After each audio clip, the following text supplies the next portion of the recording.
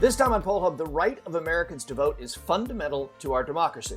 But since the signing of the Constitution, which Americans have the right to vote has been disputed, and it's changed. Now, hot on the heels of the 2020 election, in which the big lie that results were incorrect has circulated, states are moving fast to pass laws that many see as limiting who has the franchise. We're going to dig into all of this. Then, back to one of our favorite ongoing topics here on Poll Hub, the census. And finally, Lee's fun fact.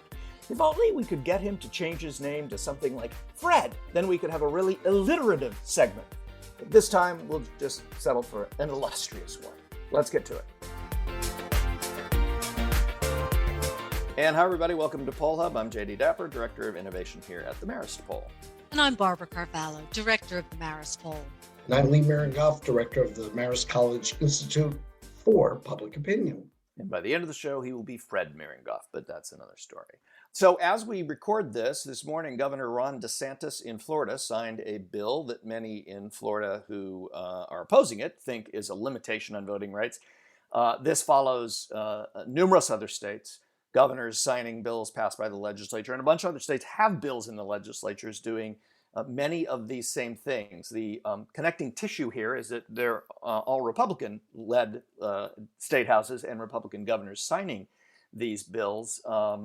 The gist of them are to limit in one way or another some access to some people in voting, although in the Georgia case, there's been, when you dig into the law, there are expansions as well. A few extra hours here, a few extra days there, but the overall gist of it, at least according to a lot of the critics, is that it serves to limit the rights of voting, especially in many of these states, to people of color and people in lower income groups that have many more hours to work in a day, for instance, and have fewer opportunities to get to the polls. So let's dig into this. This is a huge issue, and a lot to talk about. Yeah, I think this is one of those 3-credit Democracy in America courses, which we now can put down to 10 minutes. But the whole premise of this is fraudulent, to use the word. The notion that there was election fraud is a myth upon which all this is being built. So it's kind of like, I can't even think of a good metaphor, but we're fighting the wrong war here against the wrong troops. I mean, the whole thing is out of sync. We went through a zillion and one court cases after the 2020 elections in November. I think with one exception, these cases were found to be on the side of Joe Biden, and that there was not any election fraud. We went through Supreme Court not wanting to even hear some of these cases. I believe they were unanimous on that. I could be mistaken, but they certainly didn't. They didn't step up to the plate. And then, having had all this, we of course had the insurrection in January 6th, which was, we've talked about in other podcasts. So we're continuing along this line of a fundamental challenge to the basis of our democracy, which is that votes matter, that they need to be counted, and that the winner should go to the person who has the most votes, and the loser concedes. And we're kind of like getting away from that right now. And it's as you say, it's a really, really serious problem. My way of thinking of it, and I'll let Barb jump in because You're filibustering. Yeah, I only rented the soapbox here for so long. But look, there was interference in our elections in 2016 and 2020. It was not of the sort that's going to be remedied by what all these proposals are. It was Putin. It came from Russia. The reports say that there was collusion. We know all about that. So, I mean, and we're going to get much more on that before this is over. But in the meantime, we're getting all this legislation passing in the states. I'm done. I'm off the soapbox. Well, this actually isn't a new issue, Jay, as you pointed out in introducing this podcast. There have always been attempts and laws to determine who can vote and who can't vote throughout the history of this democracy. In fact, initially, if we want to go back to the founding folks of this country, we didn't even have a popular vote for president. So I don't think this is new. This is something that has always been part of the politics, because who votes usually will also determine who wins, and who then gets to wield the power. I mean, we all live here in New York State. Certainly, New York State has one of the most archaic, voting laws, probably in the country, in terms of making voting access available to everyone in primary elections. Um, the New York City opens a full 3 hours earlier, or sometimes 6 hours earlier. Their voting booths open 6 hours earlier than other areas of the state, upstate, and in the suburbs, so 3 to 6 hours different. So there's always been some jockeying. We've always had also um, absentee voting only by excuse. So this has gone from state to state to state. It has been done for a variety of reasons, usually to keep the party in power, whether that be Democrat or Republican. But I think in this particular instance, we're dealing with something that's a little bit more of an issue. Most Americans agree with the fact that people should have the right to vote and should be able to avail themselves of the vote. The problem right now is, as you pointed out, Jay, we had this big lie during 2020 that somehow the election had been rigged, and there are still many Republicans who believe that Joe Biden is not a legitimate president, and that is not factual. That is not the case. And when we look at the polling data, I think what we're seeing is that although there still is this consensus among Americans about the value of voting, we again see this enormous partisan divide that has opened up, and has opened up over the last 6 months, since the November election. And I know that's I'm counting a little differently, assuming it's at the end of November. So 82% of Americans favor automatically registering all eligible citizens to vote. 38% of Republicans agree with that. 84% of Democrats think that we should allow people convicted of felonies to serve to vote after serving their sentences. Once they have already served their sentence. 55% of Republicans agree. 91% of Democrats think that we should have in-person voting available 2 weeks prior to Election Day. 63% of Republicans also agree with this. And this is all according to Pew Research. What's disturbing is that these numbers have declined, and they've declined mostly since October of 2018, the midterm elections during Trump, and have continued to do so as the Republican Party specifically has been talking about the fact that these elections are rigged. So that's my that's my filibuster on the issue. But I think we're treading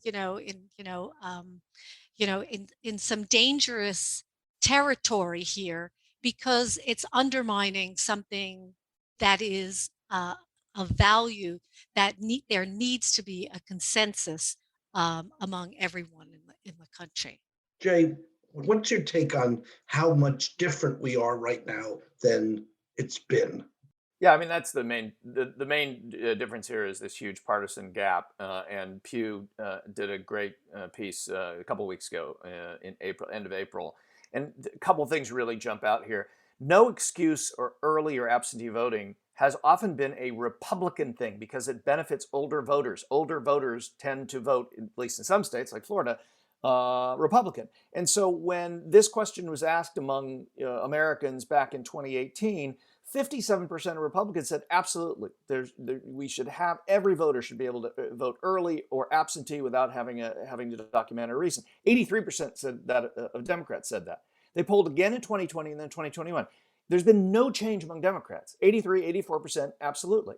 From October 2018 to April 2021, the number of Republicans saying that has gone from 57 to 38%. And again, I don't think it's a coincidence, because we're talking about what's changed there, and that is this notion that somehow there's a cheating in the election. Then the other is, people were asked, should citizens have to prove they really want to vote by registering ahead of time, or should we do everything possible to make it easy to vote? In 2018, half of Republicans, 48%, almost half, said everything. Do everything possible to make it easy to vote. And 85%, 84% of Democrats said that. That number has dropped to 28% among Republicans. 71%, 7 out of 10 Republicans say, nah, you really should have to prove you really, really want to vote. Those changes are not by mistake. They're not an accident. They are driven. Clearly, they're driven, if you look at the numbers and how they've changed in such a short period of time, by this big lie. And it's dangerous, especially when you look at this partisan divide. If we can't agree as two parties as to what election should look like, who should be allowed to vote, that's very troubling.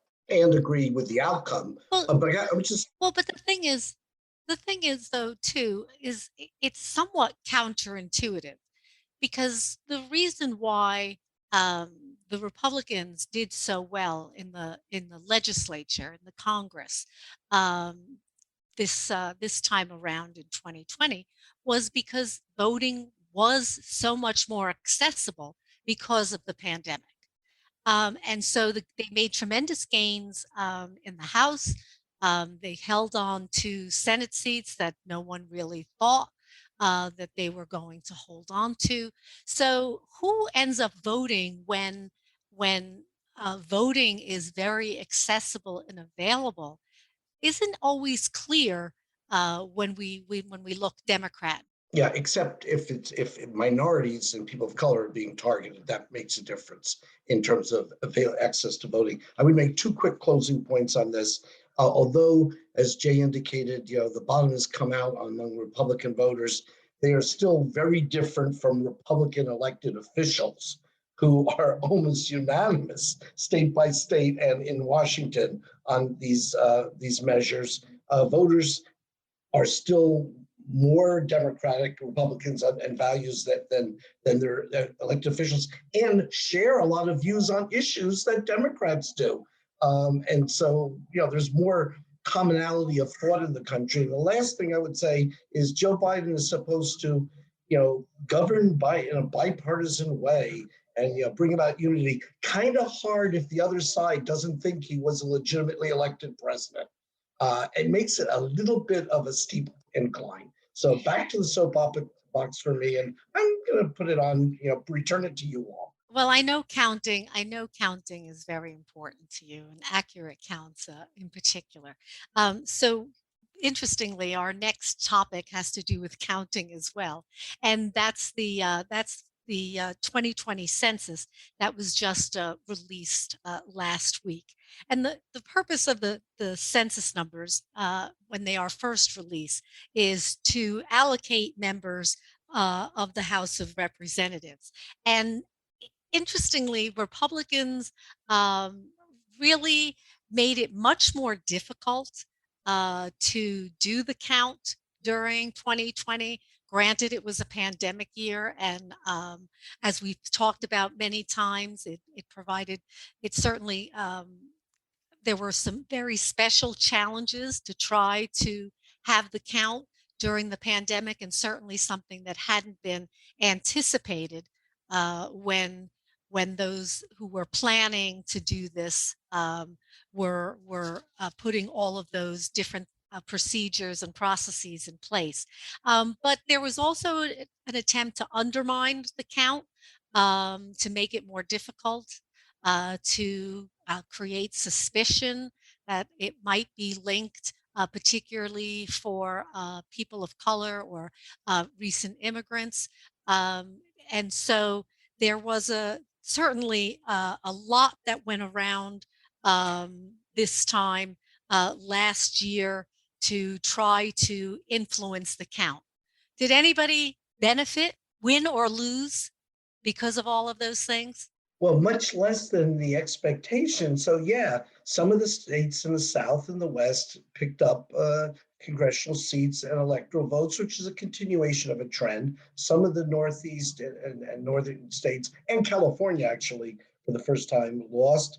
But the net effect of this was, I believe, 14 states had a change and the total was 13 states, which is much less than the predictions and expectations were. And in fact, had the presidential election in November been run on this electoral college, the one we're going to have in 2024, based on these numbers, Joe Biden, instead of getting 306 electoral votes, would have gotten 303 electoral votes. So yeah, it's different, but the Earth, didn't, go out of orbit. One of the things I think that's interesting here is pushing it back to kind of just testing in general in science or in statistics, is that if the process is messed up in some way, but it's messed up in a way that is kind of across the board, it's messed up across the entire data set, you can end up with a maybe not accurate result, but the result is as accurate for any given state, for instance, or legislative district as any other.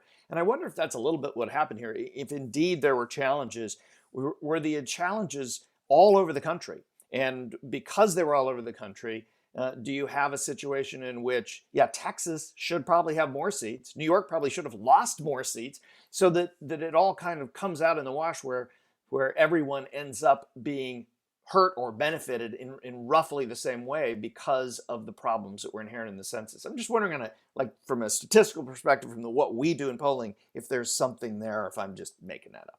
No, I think that's actually a very good point. I wanted to say he was just making it up because I just felt like saying it, but it's not the case. Jay, go ahead. No, it is a very good point, because I think when particularly we look at 3 states that have had a significant growth, particularly among the Latino community, that likely were undercounted in these states. And I'm thinking of Arizona, Florida, and Texas. Mhm. Texas did gain a couple of seats, but Arizona and Florida, and actually Texas too. And although they ended up with Texas ended up with 2 more seats, it was fewer seats than was expected.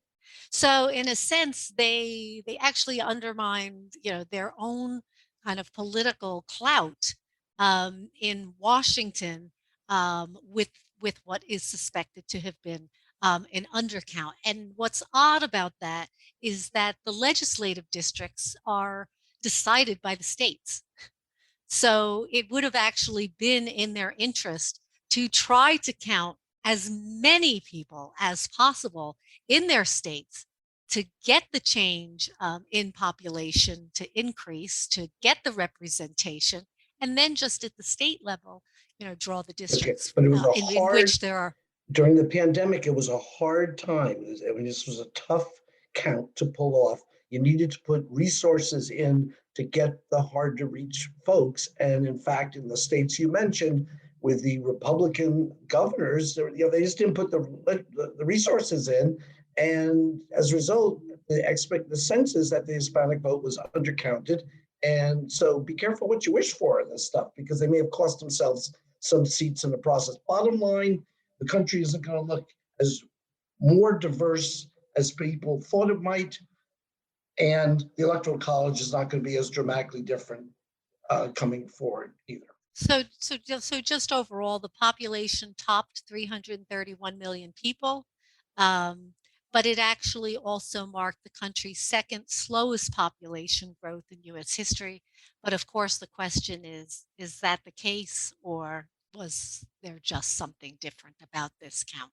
Well, Barb, I know this is all important and we're discussing some very vital matters here, but there's other stuff on our agenda today. And I think I would like to jump in on that and say. Yeah, you had a big week. You had a big week, didn't you, Lee? As a matter of fact, I had a very fun week as a result of a lot of friends and Marist people and staff and my own students who expressed good wishes on the fact that those of us who were born in 1951, as was I, just turned 70. And I can't tell you how many people of the 1951 class have chimed in to just check out how's it going. Among others, you had many, many well wishes. Yes, it was a lot of fun, and you guys all put together great tapes of a lot of people who. So, what's the fun fact here, guys? Every year I guess when I turned 38 or thereabouts, I thought it was a great idea to how does a pollster come to terms with advancing middle age? Do you consider whatever my age was to be young, middle age, or old? And we would ask that of a national audience at the end of a survey, usually in April, right before my May 3rd birthday. We've been asking that on a regular basis each year. And what happened? Well, this time, someone said falling off the cliff. Yeah, there was a cliff here. And we had a number that didn't look like any other number that we had in terms of people who are young, middle-aged, and all. So much so that I can't even. You just want us to cut to the chase here, Lee? I don't want You want somebody to help with this? So how old were you, Lee? 70% of the people now think that 70 years of age is old. I said it, okay? That's going to help on the therapy. I will point out that when I was 45, more people thought, 38% thought it was young, and only 2% thought it was old. When I turned from 59 to 60, more people thought it was old than young, but middle-aged hung in there. And now the middle age has gone, and we're now into it's old, and there is no spin left other than whether I retire this question from our annual surveys before I have to. Well, look, Lee, the good news is you don't act anywhere near your age, and that's why we enjoy sure. working with you. We can all attest to that. So happy birthday, young, middle-aged, old man. Yeah, and old and getting older. That's a wrap on this week's edition of Poll Hub. Poll Hub is a production of the Marist Poll at Marist College in Poughkeepsie, New York. I'm Mary Griffith and Poll Hub's executive producer. Rounding out our team behind the scenes, Casey Schaff, our production supervisor, Amelia Morell, our production assistant, and Marcello Bettman, our trusted editor. Of course, many thanks to the Roper Center Archive at Cornell University. They provide us with the ability to look back at survey questions and results over the decades. And if you have questions or comments, hit us up on social media. We're at Marist Poll on Twitter and Marist Poll on Facebook and Instagram. Check out our online learning academy. The Marist Poll Academy can be found at maristpoll.com. That's where we give you the 101 on polls, methodology, and so much more. Oh, yeah, and it's free. Finally, if you like what you hear on Poll Hub, please consider leaving a review on your podcasting app of choice. Positive reviews help others find us, and while you're at it, go ahead and subscribe. Thanks so much for joining us. We'll see you next week.